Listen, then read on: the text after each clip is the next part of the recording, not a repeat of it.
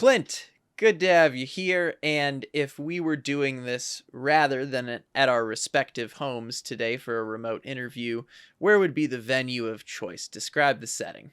Hey, Chris, first, thanks for having me on today. This is exciting for me to do. I obviously think very well of you and the podcast you lead. And great question. I will have to tell you, I lived in London, England for 2 years. I worked in a job there. I was an expat, but fortunately, I got to hang out with a lot of locals.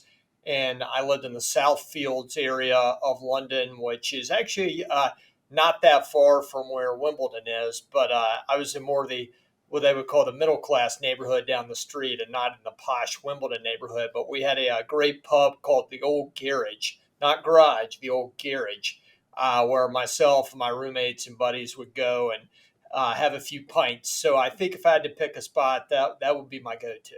That sounds awesome. It's been a while since someone has painted a picture of being at a London pub, so I'm all about it. I visited, it's usually when I fly to Europe, it's usually my jumping off point. I think I've been there 4 or so times now. Never lived there, would love to. Was just there a year ago, so would love to be doing this over London pub ales right now. So I can't think of a better spot to ask this next question then. We're going to start with, as I'm going to describe it, a drinking story. What is one of the wildest M&A stories that you've encountered, been a part of? I can't think of a better way to do it than over some pub ale.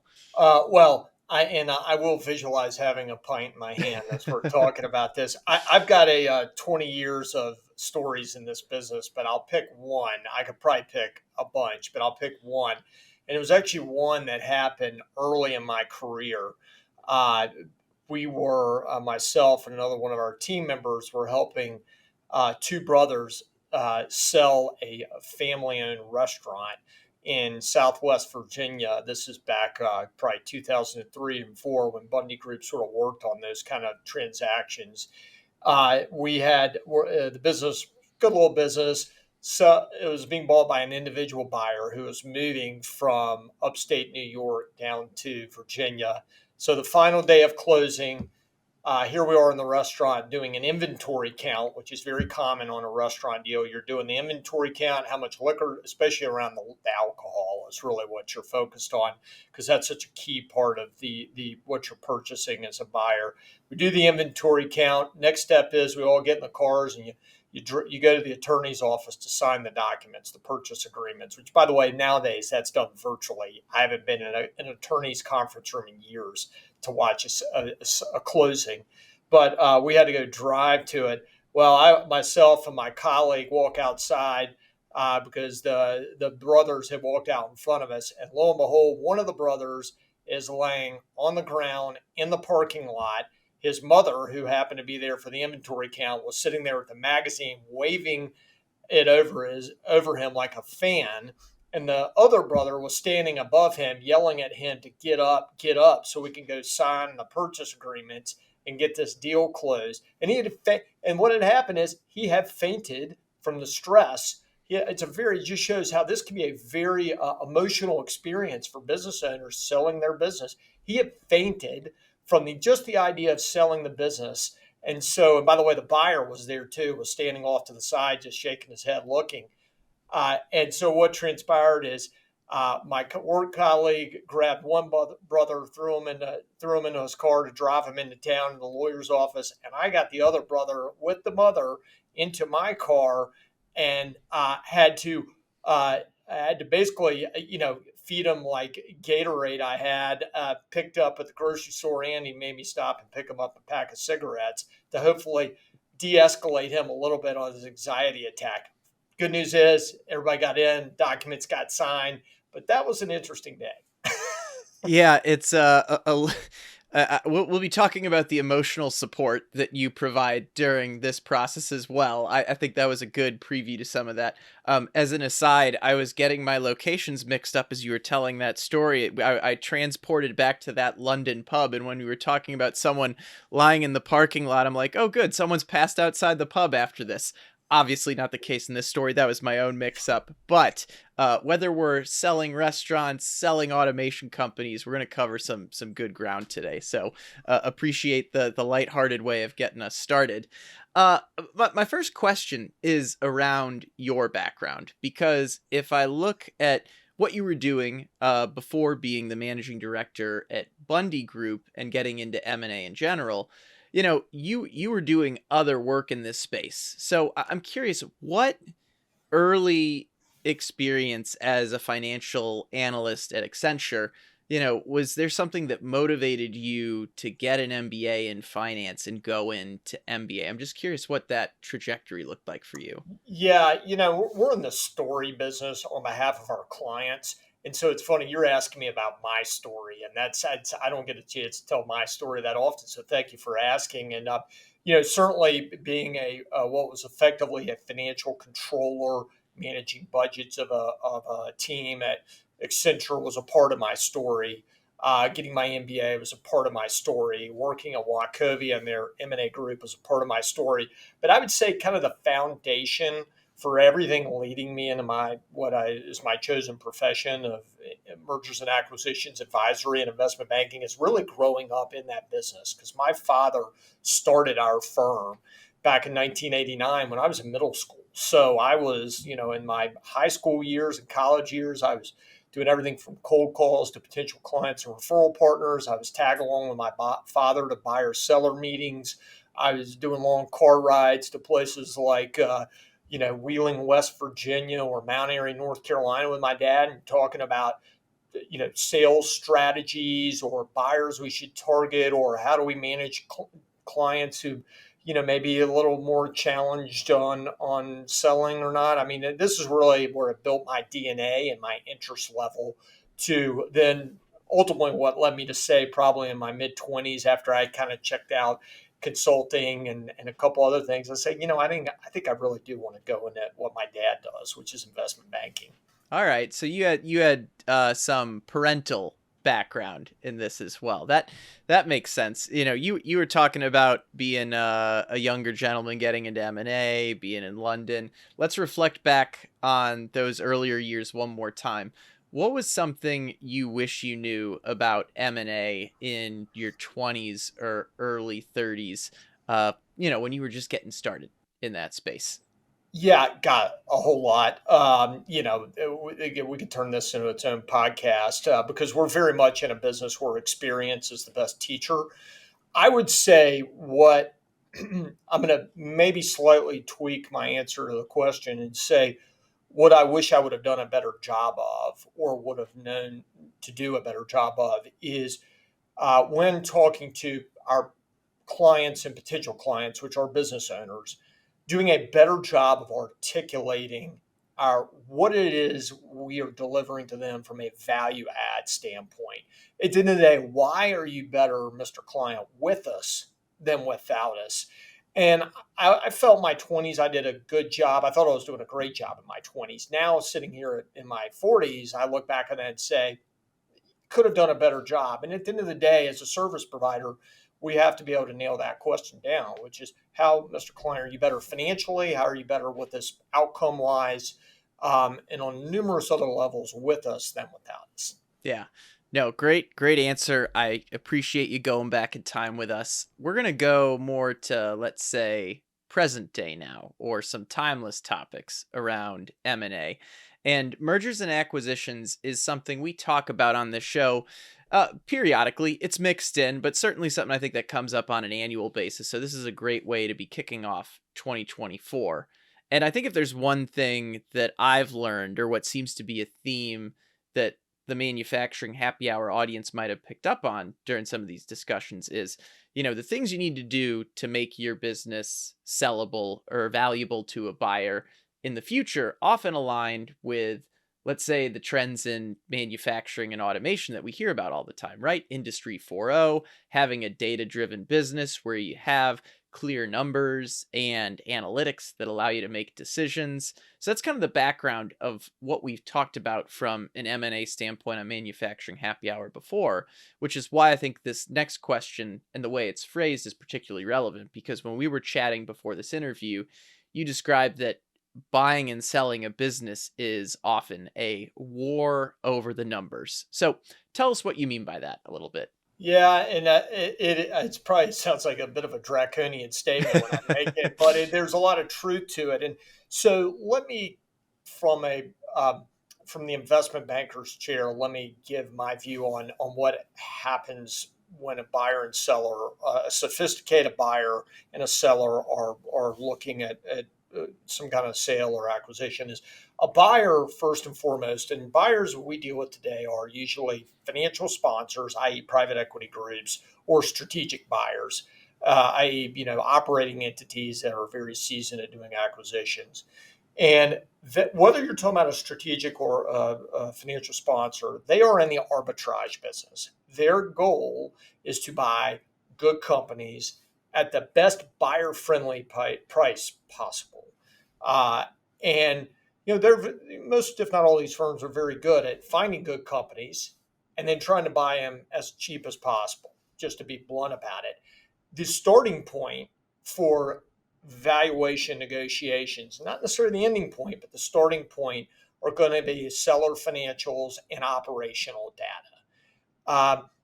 A buyer's incentive is to take that information and try to, if we want to use the word manipulate, you can try to use that word. If you want to use the word position, you can use that word. But whatever way you want to look at it, they're going to try to position that those numbers are not as strong as the seller would like them to be, or thinks they are, or we think they are. So what effectively they're trying to do is use that against the seller to get a better price. And my seat as an advisor to a seller, and from the seller's chair, what we want to do is show the strongest possible financials and the strongest possible story, past, present, and future, to run that arbitrage playbook in reverse to get the seller to get an above market price. And so, really, at the end of the day, when we talk about war over the numbers, that's kind of at a very high level what I'm referring. Yeah, yeah, and I think it's funny that you mentioned it. It sounds draconian the way that we phrased it, right? But no, yeah, both sides of the table are trying to say no, our numbers are really good, and the other side of the table is trying to be like, I don't know if the numbers are that good. Are you sure that's what you're operating at on a regular basis? So this is where my follow up question comes on this topic today. How are companies leveraging data and technology to ensure the integrity of these numbers, right? So that way they can go into this conversation and be like, no, no, no, actually, Mrs. or Mr. Buyer, like these numbers are pretty darn good. Here are all our records. Here's our ERP, our MES, whatever it is, right? I'm adding more words than I need to here right now. Clint, what do you think on this? Yeah, I mean, you're going right to the heart of a key topic near and dear to our heart, which we advise owners on very frequently, which is from pretty much the day you start a business or buy a business or take over the leadership of a business, you need to make sure you've got great systems in place, financial and operational, so that you can track the data, so that you can provide good supporting information about company performance, so that when you get one day into a potential sale or capital raise, that you can handle just about any due diligence request that comes your way. And I'll tell you, part of good systems may also includes having good team member support, either full time or fractional, like a good CFO. A really good CFO can pay for themselves multiple times over. A really good controller who knows how to manage the financial systems can absolutely pay for themselves multiple times over. One other to kind of tool that we use in our processes is we recommend clients get what we call a sell side quality of earnings report, oftentimes, which is effectively a financial audit on a seller's books that have kind of an M&A lens to it, which at the end of the day should prove to buyers, hey, these guys have very tight, strong financials, very defensible financials, and it shows the highest possible performance. So, again, I would tell sellers, be talking to advisors about what can you be doing to better prepare your company from a sales standpoint, value building standpoint, from a systems perspective. Yeah, that's so I just learned something right there. A sell side quality of earnings report, as you said, an audit that's done through like an M&A lens. I also appreciated how you highlighted how important a good CFO or controller can be, because I can imagine during this process, if you have that type of team member or that type of team on your side, multiple years at your business, etc., like you said, they can make themselves exponentially valuable during that process when they have their act together. So good to highlight some of the tools, the activities, the human side. Let's get tactical here, because I know there are folks listening to this episode that either work for, let's say, a small machine shop, right? Something where the owner's going to retire at some point. Maybe the transition plan's not there. They know they need one, or they know they need to create one. Or certainly people listening to this know people that are in that position that could send this episode their way. So what would you say are some of the key steps in selling a business, if you were to break it down without getting, too detailed, because we could probably just do a whole like webinar series on this right now. Yeah. But what would you say are the key steps? Yeah, another one we could do a whole podcast on just this one. I will give just kind of the very broad strokes from my chair as the M&A advisor, the investment banker. If I say M&A advisor, investment banker, those are synonymous terms. Uh, First there's what we would call a preparation phase for us as the investment banking representative and the company that's being sold, to help make sure the numbers are certainly as defensible and tight as possible. This is where sell side QFE is often utilized, making sure that we as the advisor understand the story of the company, that we can almost talk about the business as well as the owner. We'll never be able to talk about it as well as the owner, but as well as the owner. Then what we do is, once we have kind of confidential marketing materials together, a data room together, we go to market to an agreed upon group of buyers that us and the seller client agree to. And our theme is driving competition. At the end of the day, what we want to do is get offers. Sometimes we'll do what we call a 2-round process, which is indications of interest followed by then letters of intent. Sometimes we'll do a 1-round process, which just goes straight to letters of intent, which are the formal offers. And the goal is educate buyers, narrow the buyer pool down to the groups that we think are really the most relevant, who are going to be the most aggressive, and then ultimately use the offers against each other to figure out, how do we maximize value for the seller and how do we help them find the best fit. The client's a decision maker. We're there to run that process, so that once a letter of intent is signed and we go into due diligence, and then the attorneys are involved negotiating the purchase agreement with us in support, that it's a fairly smooth path to close. And so that hopefully at the closing table, the owner's looking at us saying, you know what, I didn't leave any money on the table, and I got a buyer that I'm very happy with. And so that's kind of soup to nuts at a very high level of process from my chair.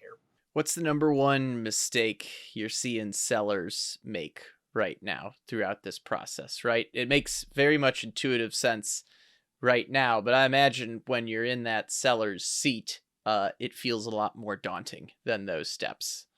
Yeah, not being prepared. And really, I would advise any owner, in a perfect world, you're probably going to know 3 years out when you're targeting to go to market to sell. So that means you're talking to key advisors like Bundy Group, or talking to an experienced transaction accounting firm that does quality of earnings reports, or talking to an experienced M&A attorney. Um, and then, of course, making sure you're looking internally to make sure you've got those systems and processes in place. I'm not a great golfer, but let's use the golf analogy. You want to make sure you're lined up on the tee box the right way. You've done several practice swings, so that when you actually are ready to pull back and swing it, you hit it 300 down the fairway and you don't shank it off into the woods. It's all about preparation. Preparation does increase the chances for a great outcome. Yeah.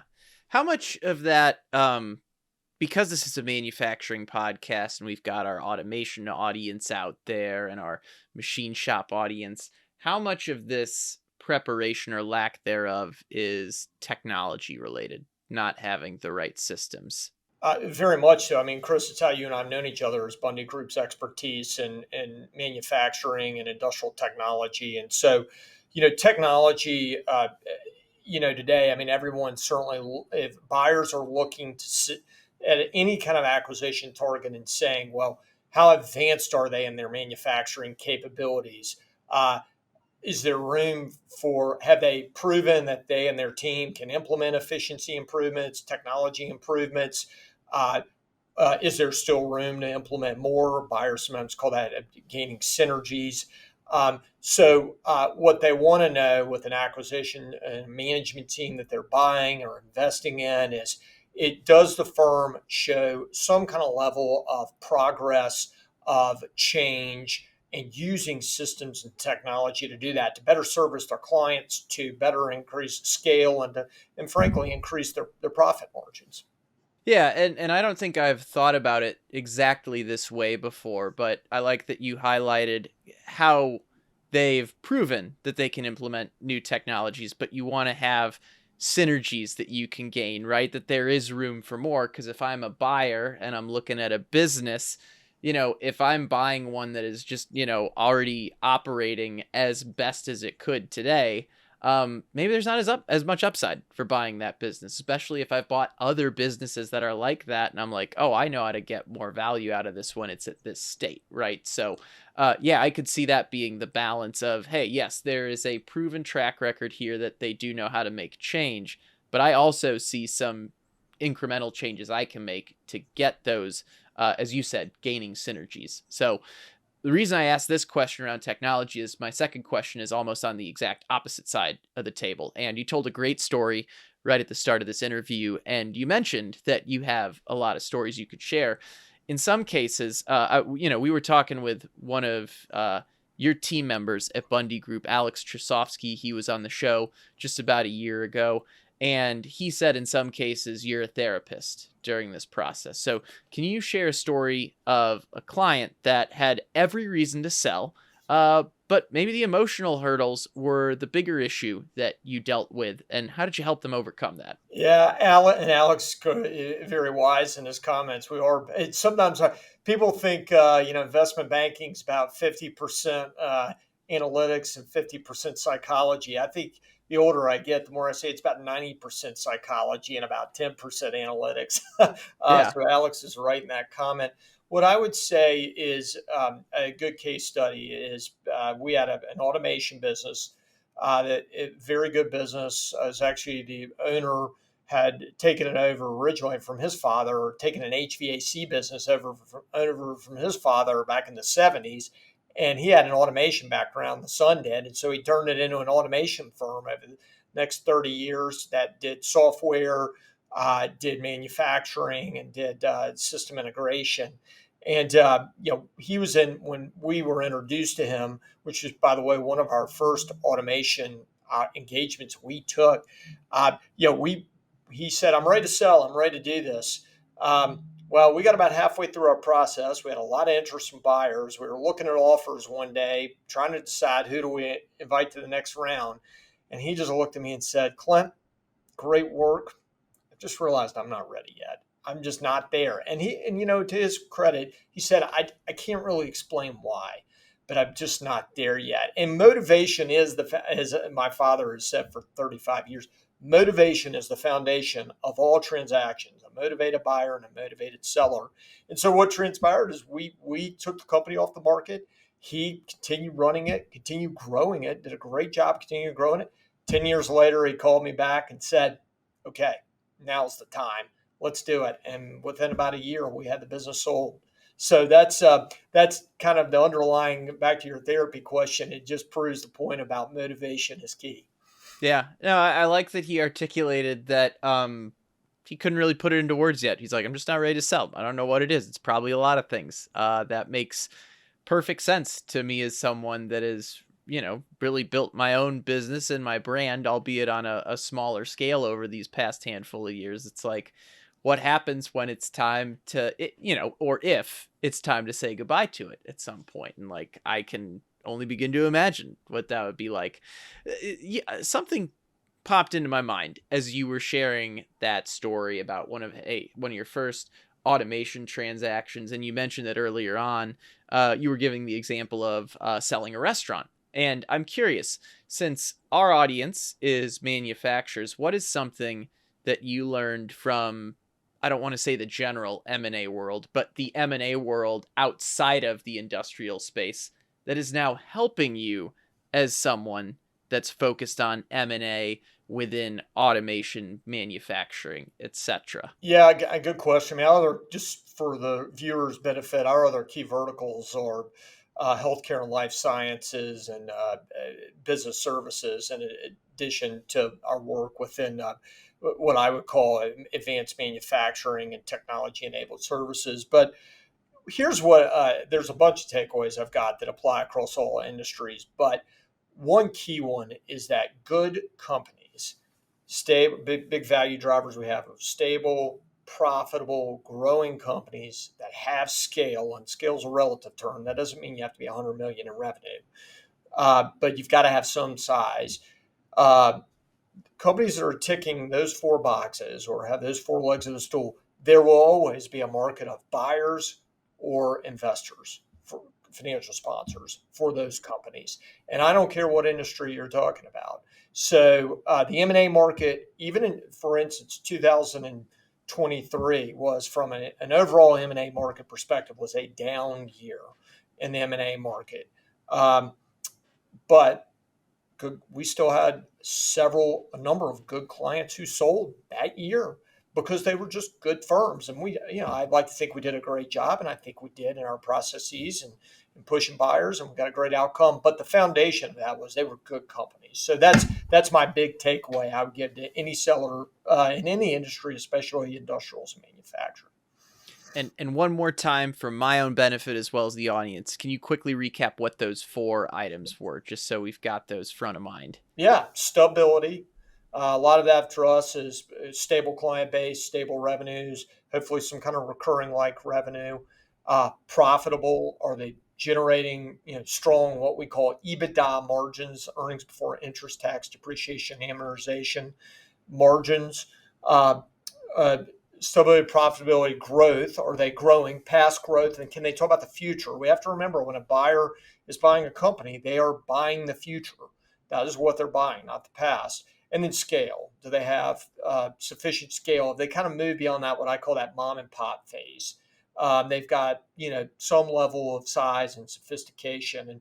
And my view is if those four components are there in our experiences, then you've got a company of real value. I'm gonna come back to these 4 points here in a little bit as we start shifting to the M&A market today. This interview's coming out at the beginning of 2025, so even though there are going to be some topics that are really specific to this time period, I'm going to mix it in with some things that I think will help people regardless of when they listen to this. My first question is a general one. What is the current state of the M&A market with focus on industrials, automation, and advanced manufacturing? Yeah, I'm going to start with the macro, and then I'm going to drill down into your question around manufacturing and automation. First, macro and M&A market. The pandemic, of course, like the economy, it kind of discombobulated things a bit in the M&A market, but the M&A market rebounded quickly. In 2021 was actually a high water mark, one of our record years in the M&A market in the past 30 years. Across all industries. Valuations were very high, buyer activity was very high. Some of that was due to pin up demand of deals that did not happen in 2020 because of the pandemic. So that was in part what you saw in 2021. Then after that, you had a little bit of a hangover effect going into 22 and then 23, where you just saw a decline in number of deals, especially financial sponsors with interest rates going up, with some challenges on valuations with the larger deals. You saw a lot of the financial sponsors not selling their companies in 22 and 23. That being said, there were still a lot of privately held company deals being done. Family-owned businesses, entrepreneurially owned businesses certainly were transacting. And then where we are today in 2024, almost at the year end here, should be a better year than 23. I think with the election now behind us heading into 25, I think you should see, based on the tea leaves that we're reading, going to see a strong M&A market in 25. So that's the macro. Now I'll address more specifically your industrials and automation question. Uh, Automation, we've been active in the space for close to 15 years now, and it is as in demand now from a financial sponsor and strategic buyer standpoint as we've ever seen it. And that even occurred in 2022 and 2023, where the M&A market may have been off, but and we track on a monthly basis number of automation transactions for a couple of different publications, and it was a robust level of transactions that we saw even in those years. And there are a lot of reasons behind why it is that buyers continue to flock to the automation space and the advanced technology space, advanced manufacturing space. But it's ultimately the buyers like to invest in growth markets, and automation is a growth market. Industrials in general, if you're looking at a broader level, continues to be a very attractive space, whether you're talking about industrial services, general manufacturing. But I will say buyers are especially attracted to any value added services that are being provided in the industrial space, and they're attracted to anything tied to kind of advanced manufacturing and industry 4.0. Okay. All right. I'm following along. I have another question that ties into this. Who's selling and who's buying right now? You talk about financial sponsors, you talk about strategic buyers. Who are these people more specifically, right? Are these, private equity, etc.? I think that's something that would be helpful for the audience to hear and understand as well. Yeah, great question. You know, Financial sponsors first. Let's talk about that buyer community. These are effectively private funds that have money to invest in privately held companies, and their goal is to buy a platform investment, and then turn around and do a lot of add-on acquisitions, further professionalize the company, and then eventually they will resell that platform at a much higher valuation, because it's a much larger company. So let's give an example. A name probably a lot of your listeners will know, eTech. I knew eTech Group back when it was owned by two individuals out of Ohio.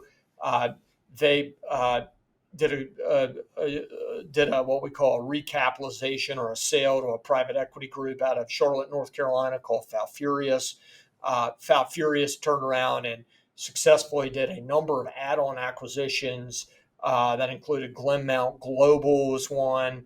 Another one was Superior Controls, which was tied into the kind of life sciences space. Did a few others that they've acquired. They professionalized the management team even more, and that company was just sold last year to another financial sponsor called Graham Partners.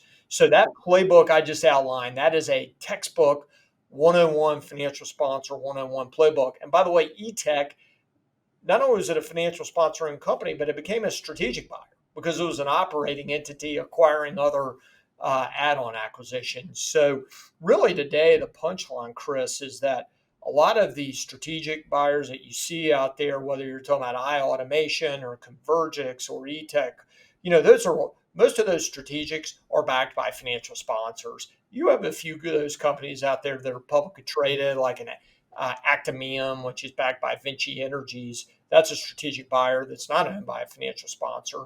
But in short, that's the punchline on the buyer community. Yeah, no, so I appreciate you giving what you referred to as a textbook example, right, of a financial sponsor, a fund with money to invest, get add-on acquisitions, add some additional value to that operation, and then, basically sell this new package at a higher price, right? I follow that example. The other thing I want to ask about, I mean, we hear about the amount of people retiring in manufacturing. You can't go through an episode of Manufacturing Happy Hour without talking about it these days. How much activity are you seeing from, let's say, smaller shops, smaller operations, smaller automation companies these days? In terms of selling, In terms of selling specifically. yeah, I've seen a lot of interest. Automation, and when we say automation, that is, as you and I know, that's a broad market. I mean, there's system integrators, there's machine builders, there's panel fabricators, there's IIoT driven firms, there's SaaS driven firms, there's automation consulting companies. I mean, it's really a broad universe. But what we do see, and we work across really all those vertical sub verticals, I would call them within automation, is that there's a lot of fragmentation. There are a lot of firms and the anywhere from a million in revenue up to 30 or 40 million in revenue. And then the air starts to get a little bit thinner when you start to get into the kind of above, let's call it 30 million in revenue. Now you go from a lot of companies down to a smaller, more select group where there's fragmentation. Um, a lot of those companies don't have exit strategies in place. They don't have kids in the business, or the management team that may be running it, they're not capable of buying out the owner, or at least not fully buying out the owner. And so that's where opportunity presents itself for, frankly, for a professional like me to advise those owners on the best way to seek a good outcome, but also for the buyers out there to offer that outcome in terms of, hey, we could be a viable solution. At the end of the day, for a seller, the best way for them to figure out what's the best path outside of having good advisors in place is you got to go through some kind of competitive process to figure out what is the best outcome for you and your company. So, Clint, my last question for you. I like that we just went through, the financial sponsor example. We talked about, hey, there are a number of fragmented companies that don't necessarily have that plan for selling in place yet, where advisors are still needed. There's a reason I wanted you to recap the scalability, profitability, growth, and scale as those four pillars, we'll call them, for, making a business saleable at any time, right? My question is, can you think of a scenario where maybe the economic landscape wasn't as an ideal selling market, right? Like a time where, hey, this is probably when most people aren't selling their business. But I want you to think, is there a specific case where selling the company still made a lot of sense because either their ducks were in a row, they had those four pillars? I'd love to hear it from you in terms of where you've seen maybe some unconventional sales happen, or maybe unconventional timing. Timing, yeah, and great question, and one I could give a lot of examples to as well. I think one, I'll go back to the Great Financial Recession, which was really a tough market and a time frame to sell a business in kind of 2008 to arguably kind of 2012 or 2013. Um, but we had one client that was actually it was a what I would call an advanced manufacturing component to it. Did a lot of assembly work and manufacturing work for battery packs. So think of battery packs going into like a defibrillator for the medical industry. Good firm, owned by one individual. He had a good management team in place. Company was based in the Carolinas. The owner was just at a point where he said, I need to retire. I need a liquidity event. And I need to get this company in the hands of a new owner.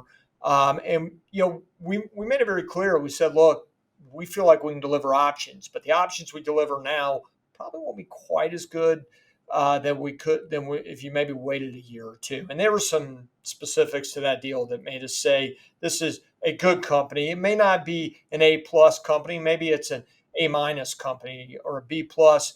And what that transpired is we got the deal done with a great buyer, a strategic. The management team, who I think is now, we're many years later, still there. The owner accomplished his goals, and he was very happy with the outcome. All those boxes were checked, and frankly, what was a tough market to get a deal done in. Yeah. So you follow the same playbook, right? Your job is to create a competitive process. And even if the timing is not ideal, you highlighted that this organization had a good management team. I think what was interesting was you said they were like an A minus B plus company, right? So uh it wasn't the perfect company. I can clarify that if you want a little bit more. Please do. Yeah, I think that would be helpful to understand. Yeah. I think that's one I don't want to leave hanging too much. It was the big variable we had against us on that was the size. It was it wasn't it wasn't a mom and pop company, but I would say it was probably just a notch or two above that.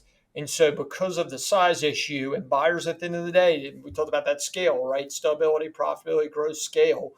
that because that scale component wasn't there, that is what impacted us most. In addition to a challenging market, but it really impacted us is they have a lot of scale, which meant we had a lot of buyers say it's just not quite big enough for me. Sure. Well, I think it's helpful to mention that because whether we're talking about mergers and acquisitions, upgrading technology, or recruiting the next generation on this show, right? I want folks to understand that it's never going to be a perfect scenario. And while, hey, you want to have stability, profitability, growth, and scalability, what I heard was even if you don't check all of those boxes, you can still do it, right? But it's Mhm. just, it's more ideal to have them, but I would assume the reality is no one has all four of those perfectly.